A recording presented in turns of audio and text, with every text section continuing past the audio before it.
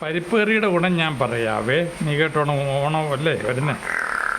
പരിപ്പ് കറി എങ്ങനെയാണ് ഉണ്ടാക്കുന്നത് അറിയാമല്ലോ. മുളക് പൊടി, മഞ്ഞൾപ്പൊടി, ഉപ്പ്, തേങ്ങ, വെളുത്തുള്ളി, ജീരകം, ചെറുപയർ പരിപ്പ്, ഇവയെല്ലാം ചേർത്തായി പരിപ്പ് കറി ഉണ്ടാക്കുന്നത്. ഞാൻ ഉത്സാഹിച്ച് പറയുന്നത്, എനിക്ക് പരിപ്പ് കറി ഇഷ്ടമാണ്, അതുകൊണ്ടാണ് ഞാനത് പറയുന്നത്.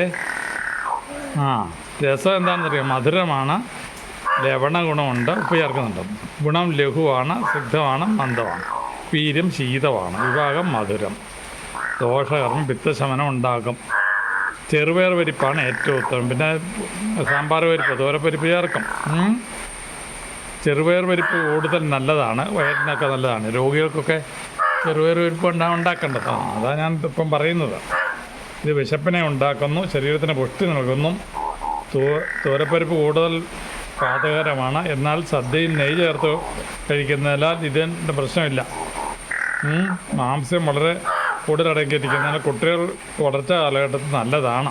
ചെറുപയർ പരിപ്പല്ലേ, ചെറുപയറൊക്കെ കുരിപ്പിച്ച് കഴിക്കുന്നത് നല്ലതാണ് ഭക്ഷണത്തിന്. ചെറുപയറിട്ട് കഞ്ഞി വെച്ച് കുടിക്കുകയും ചെയ്യും. ചെറുപയറിൻ്റെ ഗുണം അതൊക്കെയാണേ. പനിയുള്ളവർക്കും ഹിതകരമാണ്. ഞാനിതൊന്ന് വേണമെങ്കിൽ ഇത് അടച്ചു വെക്കാം, ഈ ബുക്ക് നോക്കി പറയുന്നത്. ഇല്ലെങ്കിൽ എനിക്കത് പോകാൻ ധൃതി ഉള്ളത് കൊണ്ടാണ്. നീ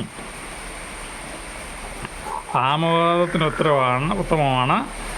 ഇത് ലഘുവായ ഒരു ഭക്ഷണപദാർത്ഥമാണ്. ചോറിൻ്റെ അകത്തിട്ട് പപ്പടവും കൂട്ടി ചോണത്തിനൊക്കെ നീ തിന്നാറില്ലേടി മൊട്ടൂസി പരിപ്പാണ്. ആ പരിപ്പിൻ്റെ ഗുണമാണ് പറഞ്ഞത്, പരിപ്പ് കറിയുടെ. നീ വരികയാണെങ്കിൽ നിനക്കിപ്പം ചോറ് തരാം. പരിപ്പ് കറിയൊന്നുമില്ല. വീഡിയോ ഒക്കെ പിടിച്ച് കഴിഞ്ഞല്ലോ, ഞാൻ പൊക്കോട്ടെ. പറയാം. ഓണമാണ് വരുന്നത്. ഇനി നമ്മൾ എല്ലാം മേടിച്ച് സൂക്ഷിച്ചോണം. എന്നിട്ട് ഓണത്തിന് എല്ലാവരും എനിക്ക് തരണം. എല്ലാവർക്കും ഞങ്ങൾക്കൊക്കെ എല്ലാം തരണം. ഇലയൊക്കെ ഞങ്ങളുടെ അടുത്ത് തന്നോളാം.